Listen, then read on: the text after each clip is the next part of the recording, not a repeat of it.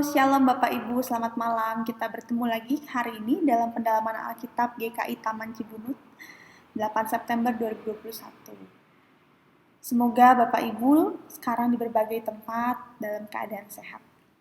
Dan sebelum kita memulai pendalaman Alkitab kita bersama jemaat-jemaat dan saudara lain di tempat-tempat masing-masing, mari kita mengawali dengan berdoa.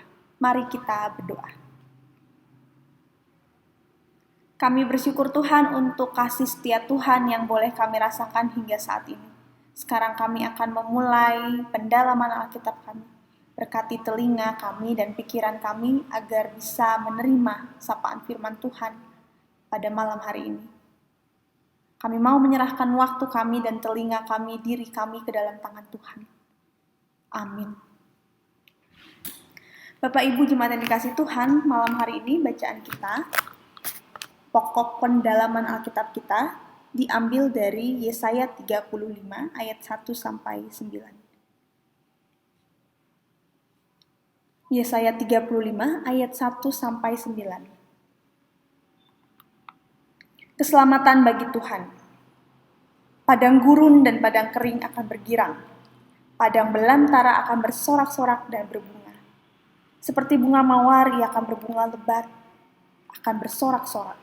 Ya, bersorak-sorak dan bersorai-sorai. Kemuliaan Libanon akan diberikan kepadanya. Semarak Karmel dan Saron, maka itu akan melihat kemuliaan Tuhan, semarak Allah kita. Kuatkanlah tangan yang lemah lesu, dan teguhkanlah lutut yang goyah. Katakanlah kepada orang-orang yang tawar hati, kuatkanlah hati, janganlah takut. Lihatlah, Allahmu akan datang dengan pembalasan dan dengan ganjaran Allah. Ia sendiri datang menyelamatkan kamu. Pada waktu itu mata orang-orang buta akan dicelikkan dan telinga orang-orang tuli akan dibuka. Pada waktu itu orang lumpuh akan melompat seperti rusa, dan mulut orang bisu akan bersorak-sorai. Sebab mata air memancar di padang gurun, dan sungai di padang belantara. Tanah pasir yang hangat akan menjadi kolam, dan tanah gersang menjadi sumber-sumber air. Di tempat serigala berbaring akan tumbuh debu dan pandan. Di situ akan ada jalan raya yang akan disebut Jalan Kudus. Orang tidak tahir tidak akan melintasinya, dan orang-orang pandir tidak akan mengembara di atasnya. Di situ tidak akan ada singa, binatang buas tidak akan menjalaninya, dan tidak terdapat di sana. Orang-orang yang diselamatkan akan berjalan di situ, dan orang-orang yang dibebaskan Tuhan akan pulang dan masuk ke Sion dengan bersorak-sorai, dengan sukacita abadi meliputi mereka. Kegirangan dan sukacita akan memenuhi mereka. Kedukaan dan keluh kesah akan menjauh. Demikian pokok bacaan kita malam hari ini Bapak Ibu. Yesaya 35 ayat 1-9 mengambil tema keselamatan yang menyeluruh. Bukan hanya tentang manusia, tadi kita bisa melihat bagaimana alam semesta juga disebut pembaharuan-pembaharuan. Menarik, Yesaya 35 ayat 1-9 ini dibagi dengan 3 bagian. Ayat 1-2 yaitu bersorak-sorai, penghiburan bagi yang tawar hati, lalu keselamatan ayat 5-10, lalu yang ketiga, yang penghiburan bagian tawar hati 3-4, sukacita keselamatan ayat 5-10. Selanjutnya saya akan membagi ayat-ayatnya. Ayat 3-4 Bapak Ibu disebutkan tangan yang lemah lutut yang goyah. Kata lemah dan goyah ini dipakai kata rapeh dalam bahasa Ibrani, yaitu kelogoran, sudah tidak kuat lagi. Nah, para teolog juga melihat kata lemah ini juga digunakan untuk orang-orang yang sudah habis perjalanan jauh, jadi memang sudah habis tenaganya. Begitu. Selanjutnya saya akan membagi ke ayat yang 5-6a, yaitu manusia dilepaskan dari kebutaan dan ketulian. Ayat 5-6a ini sebenarnya seperti menyindir ya Bapak Ibu, karena Yesaya 35 ini terjadi dan diberikan kepada bangsa yang sudah sangat bebal, ditambah Raja Ahaz yang bebal.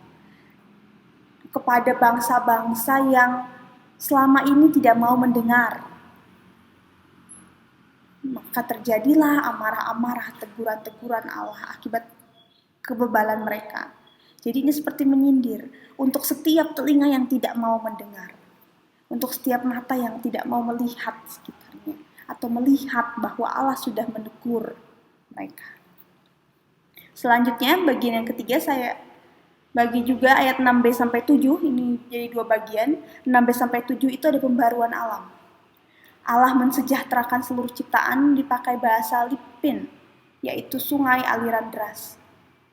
Udah bukan sungai yang mengalir biasa, namun sudah dipakai dengan aliran deras. Bapak Ibu jemaat yang dikasih Tuhan, selanjutnya saya akan membagi ayat yang 8 sampai dengan 9. Terbukanya jalan raya kudus dan sejahtera. Nah, kalau boleh saya bacakan lagi,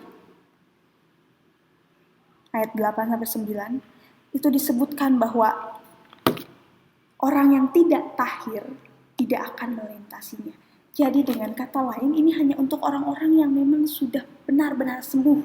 Kalau ayat sebelumnya disindir bahwa tentang ketulian, tentang kebutaan, ayat 8-9 dituliskan dengan jelas bahwa orang-orang yang masih tuli dan masih buta, dengan kata lain masih tidak mau mendengar Tuhan dan tidak mau melihat Allah, tidak akan pernah melintasi jalan ini.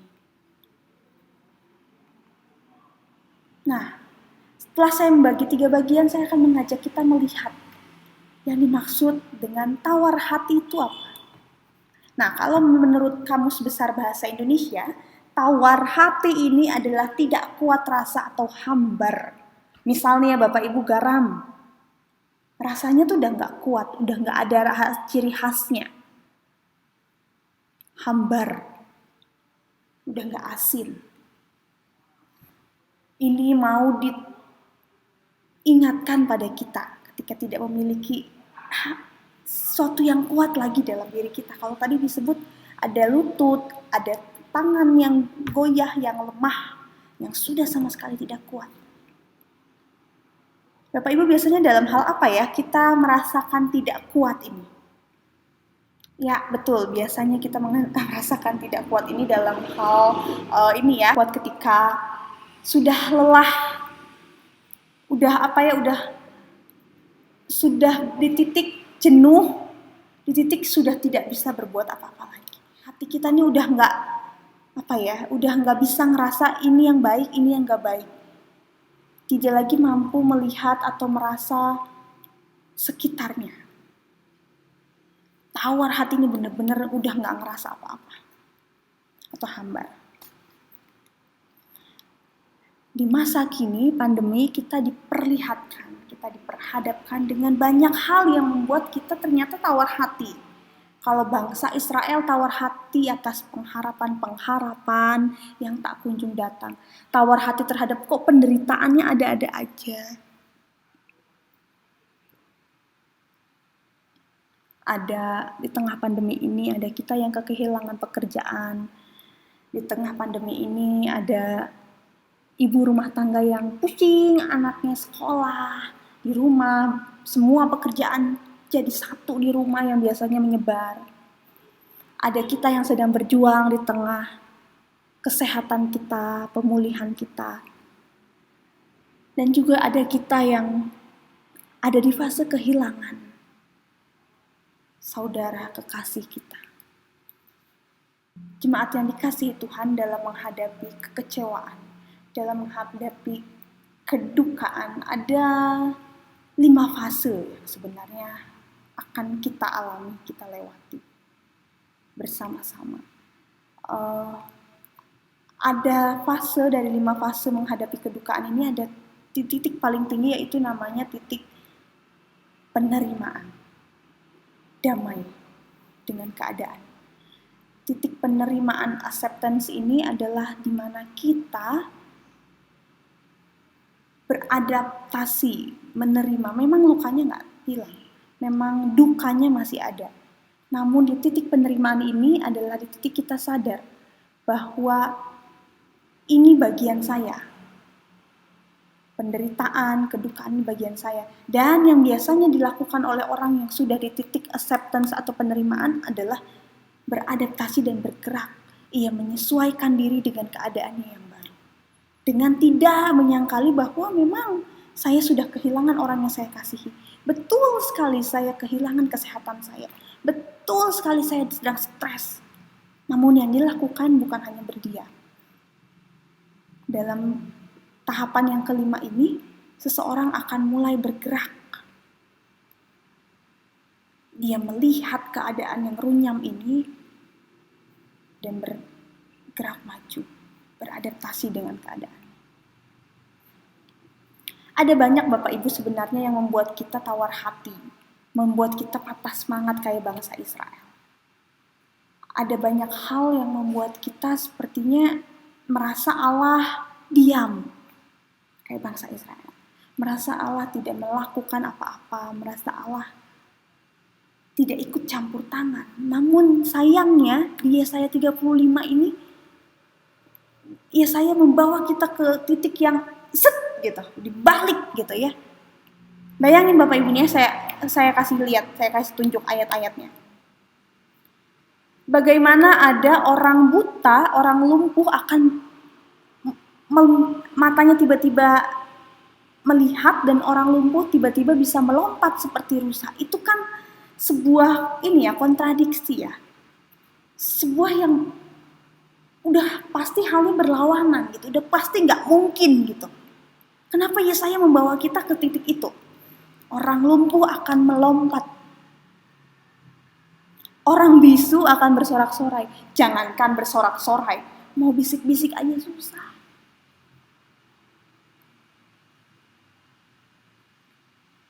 Selanjutnya, yang bagian alam tadi ya. Akan ada tanah gersang menjadi sumber air. Bayangkan, tanah gersang yang biasanya nggak bisa ada airnya. Lalu pasir menjadi kolam. Ketandusan tuh tiba-tiba isinya air. Lalu tadi ada sungai di padang belantara. Sungai mana Bapak Ibu, sungai mana yang ada di padang belantara? Yesaya betul-betul membawa kita pada titik yang ini nggak mungkin. Sesuatu yang di mata manusia tuh nggak mungkin. Dia membalikkan kegersangan, kebutaan, ketulian. Dia membalikkan yang tandus menjadi yang segar. Yesaya membawa kita pada kenyataan bahwa ini bukan hanya tandus, ini bisa jadi sesuatu yang gersang. Ini nggak cuma lumpuh, dia bisa melompat bahkan seperti rusa.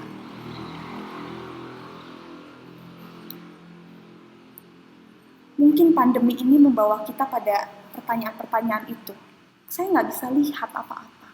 Saya ingat ketika COVID baru datang awal-awal gitu ya, ketika kita semua takut, ketika kayaknya ada orang COVID pertama, orang terpapar COVID, itu kita jauhi gitu ya.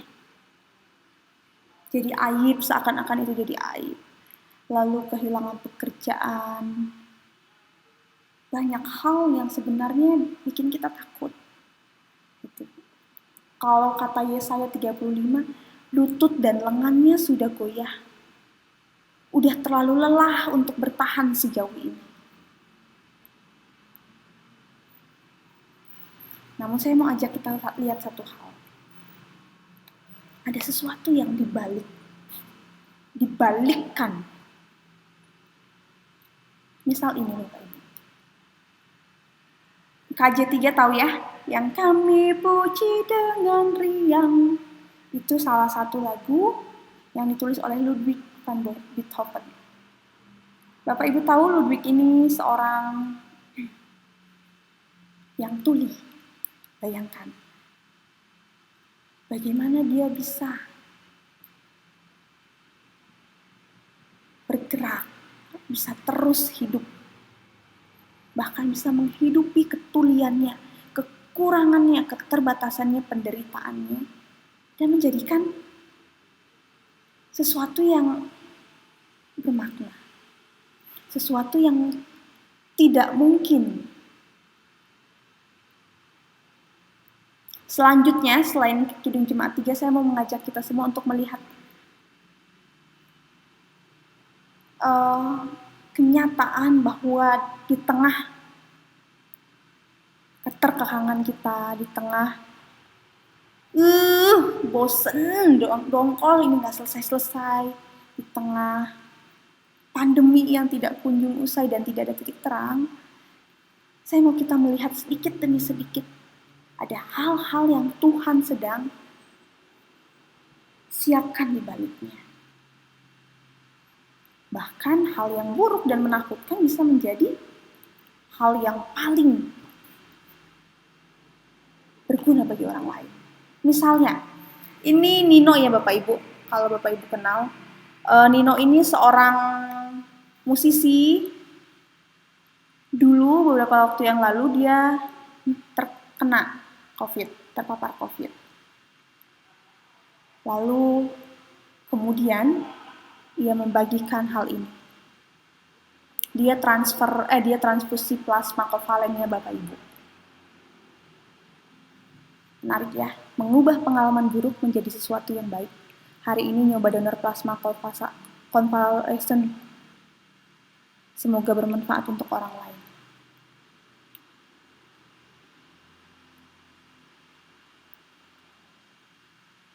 Untuk melihat,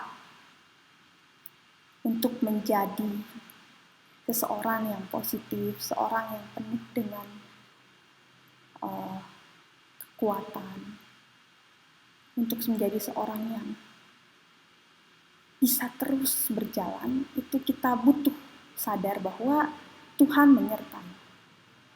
Tuhan pasti tolong. Saya mau ulangi Yesaya 35 yang ayatnya 4. Kuatkanlah hati, janganlah takut. Lihatlah Allahmu akan datang dengan pembalasan.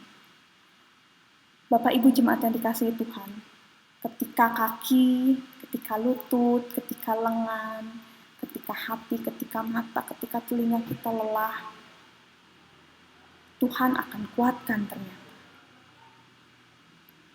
Namun, di saat yang bersamaan, ganjaran itu datang dari Allah sendiri. Kedongkolan, cara mengatasi hal yang kita tidak bisa kontrol, itu akan Allah atasi sendiri. Yang kita bisa lakukan adalah ketika kita sudah diberikan kaki yang kuat, lutut yang kuat untuk berjalan, ya berjalan. Biarlah Allah mengerjakan bagiannya sendiri.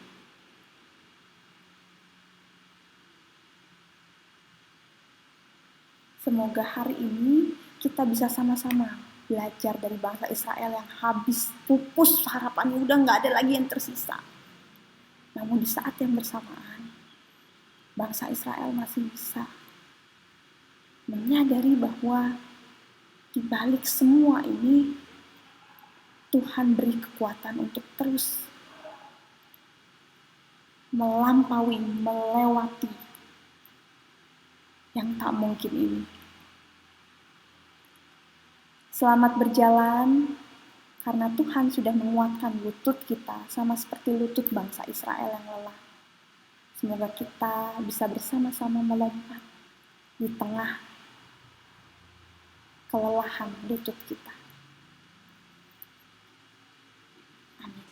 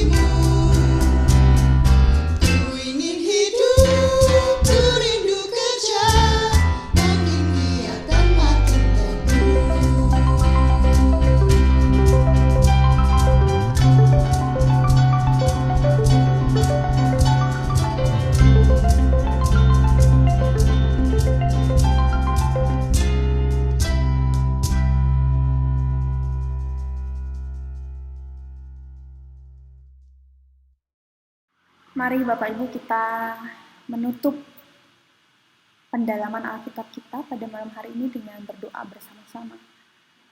Mari kita rendahkan hati kita berdoa. Mari berdoa. Allah yang baik, Allah yang penuh dengan rahmat, yang selalu melimpahi kami dengan cinta kasih. Di tengah keterbatasan, di tengah kesesakan kami mau belajar untuk terus berjalan, untuk terus mengandalkan Tuhan di dalam kehidupan kami yang tidak mudah. Tuhan yang baik di tengah kehidupan kami sebagai bagian gereja, sebagai keluarga, sebagai anggota jemaat, sebagai majelis jemaat, bahkan sebagai pendeta. Kami mau bersama-sama belajar mengandalkan Tuhan dalam setiap langkah kami. Allah yang baik, ampuni kami yang selalu menutup telinga dan menutup mata akan pertolongan Tuhan. Kami selalu melihat Allah yang selalu terlihat diam bagi kami. Seakan-akan Allah hanya diam melihat kami. Tuhan tolong ampuni kami.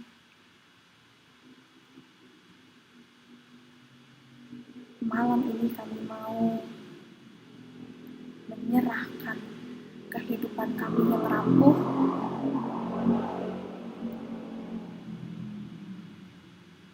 lutut kami yang rapuh, lengan kami yang goyah ke dalam tangan Tuhan. Agar Tuhan kuatkan dan Tuhan mampukan kami berjalan kembali bersama Tuhan.